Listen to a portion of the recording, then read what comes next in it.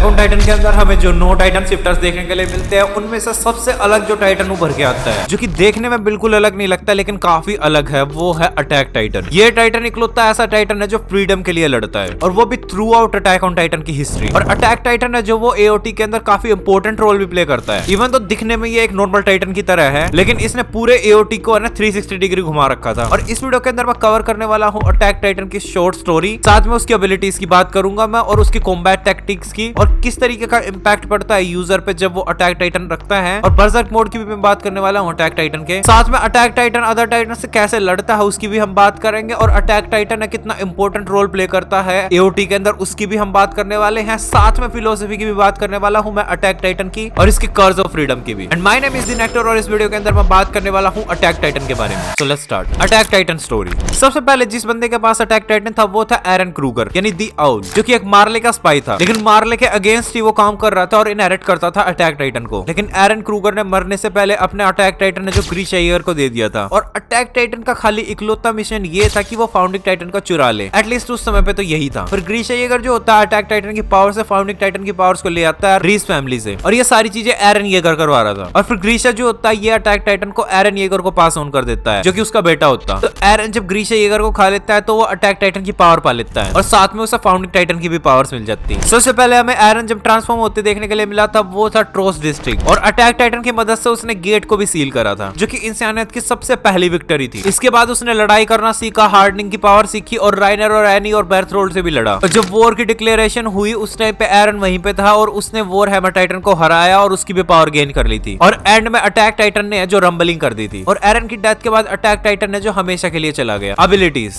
अब attack Titan की power जो वो एक तरीके से फ्रीडम ड्रिवन है। अटैक टाइटन जिसके भी पास होता है वो हमेशा जो है फ्रीडम की ओर दौड़ता है, चाहे वो कॉन्शियसली हो या फिर अनकॉन्शियसली हो। प्लस इसके पास हार्डनिंग एबिलिटी भी है। हार्डनिंग एबिलिटी है जो अटैक टाइटन के पास पहले नहीं थी, यानी नेचुरली उसके पास हार्डनिंग वाली एबिलिटी नहीं थी। उसने ये एबिलिटी जब गेन करी थी जब उसने एक आर्मर सीरम को इंजेक्ट कर लिया था अपने अंदर, और उसके बाद उसने गेट्स को सील करना और प्रोटेक्शन करना सारी चीजें स्टार्ट कर दी थी। लेकिन अटैक टाइटन ना हाई रीजनरेशन जरूर रखता है। एरन जो है रीजनरेट करता है बहुत स्पीड में, प्लस इसका फोकस भी काफी ज्यादा अच्छा है। लेकिन सबसे इंपॉर्टेंट एबिलिटी जो आती है अटैक टाइटन की वो है फ्यूचर मेमोरी इनहेरिटेंस की। यही इकलौता ऐसा टाइटन है जो फ्यूचर को देख सकता है, इवन फ्यूचर के इनहेरिटर्स को भी सुन सकता है। और खाली फ्यूचर देखने की बात नहीं है, एरन जो है पास्ट की मेमोरीज भी चला सकता था, यानी उनमें भी इंटरफेयर करके प्रेजेंट चेंज कर सकता था अपना। लेकिन फ्यूचर मेमोरीज का मुद्दा थोड़ा सा कॉम्प्लिकेटेड हो जाता है इसका। फ्यूचर मेमोरीज एक तरीके से तुम इनकम्प्लीट देखते हो, यानी वो फुल आउटकम नहीं होता। इतना क्लियरली अटैक टाइटन है जो फ्यूचर नहीं देख सकता। साथ में ये कॉम्बैट में भी इवॉल्व करा है समय के साथ। मिड बैटल ये अपने इंस्टिंक्ट्स को यूज करके इवॉल्व करता है। पूरा इसका कॉम्बैट बेस्ड होता है कि ये किस गोल पे फोकस कर रहा होता है, और कितना इसको गुस्सा होता है, और कितनी सर्वाइवल इंस्टिंक्ट होती है इसकी, और उसके अकॉर्डिंग ये बहुत ज्यादा खतरनाक होता जाता है। ये लड़ाई के दौरान कुछ ज्यादा स्ट्रेटेजी इतना होता नहीं है, कभी कभी ये सीधा अपने ओपोनेंट को कभी कभी काटने और फाड़ने ही लगता। साथ में अपने घुसे को हार्डनिंग एबिलिटी का यूज करके भी मारता है कभी कभी, और अपने आसपास की चीजों को भी यूज करता है ताकि वो जीत पाए। मेंटल इफेक्ट्स, अब जितना मैंने देखा है अटैक टाइटन है जो दिमाग पे काफी ज्यादा असर डालता है इसके यूजर पे। इवन तो ये काफी यूजफुल रहता है क्योंकि ये अपने यूजर का फोकस एक्सट्रीम पे ले जाता, यानी उसे हाइपर फोकस कर देता अपने गोल्स पे। लेकिन मेंटल टोल सा रहता है इसके ऊपर। और जैसे कि हमें पता ही है कि अटैक टाइटन जो फ्रीडम को चेस करता है, और वो फ्रीडम को चेस करते करते अपनी एम्पैथी भी खो देता पूरी। साथ में ये रेज एम्प्लीफिकेशन भी करवा देता। लेकिन ये लड़ है जो लगातार सकता, यानी जितना भी लड़वा लो इसको ये लड़ेगा, जब तक ये मर नहीं जाता तब तक लड़ेगा। बर्जर्क मोड, अब देखो ये मोड हमें देखने के लिए मिलता है एनीमे के अंदर। मांगा के अंदर हमें कोई ऐसी फॉर्म नहीं देखने के लिए मिलती है अटैक टाइटन की जिसके अंदर ऐसा हो जाता है। ये फॉर्म हमें देखने के लिए मिलती है जब वो फीमेल टाइटन से लड़ रहा होता। इसके अंदर उसके मसल के फाइबर्स जो होते हैं ग्लो करने लगते हैं, और रेडिश और ऑरेंज सब बर्न आ जाता है इसके ऊपर। आंखें हैं जो नीली हो जाती है, और फिजिकल स्ट्रेंथ है जो काफी ज्यादा बढ़ जाती है, और स्पीड भी ड्रास्टिकली बढ़ती। इवन ये इतने गुस्से में हो जाता है कि एनी की जो हार्डनिंग एबिलिटी है वो भी इसे रोक नहीं पाती। अब मेरे को ऐसा लगता है कि अटैक टाइटन की प्रॉपर वाली जो इंस्टिंक्ट होती है यहाँ पे टेक ओवर करती है, लेकिन रियलिटी यहाँ पे ये है कि एनीमे के अंदर ये एक काफी ज्यादा एग्जैजरेटेड वर्जन है बस। Attack Titan versus other Titan.